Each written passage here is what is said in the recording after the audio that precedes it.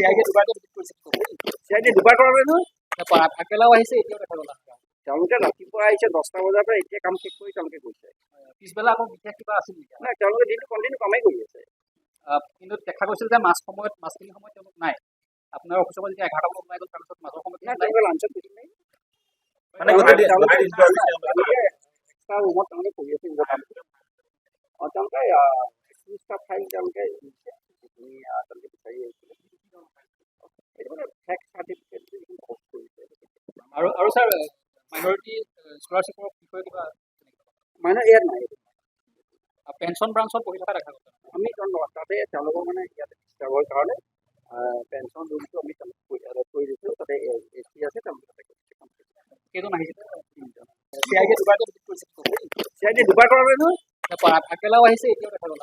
তেওঁলোকে ৰাতিপুৱা আহিছে 10টা বজাৰ পৰা এতিয়া কাম শেষ কৰি তেওঁলোকে গৈছে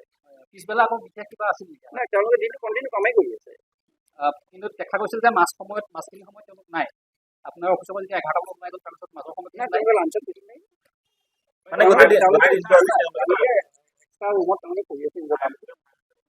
তেওঁলোকে ষ্টাফ ফাইল তেওঁলোকে তেওঁলোকে বিচাৰি আহিছিলে এইটো মানে ফেক্ট চাৰ্টিফিকেট পষ্ট কৰিছে আৰু ছাৰ মাইনৰিটি স্কলাৰশ্বিপৰ বিষয়ে কিবা মানে ইয়াত নাই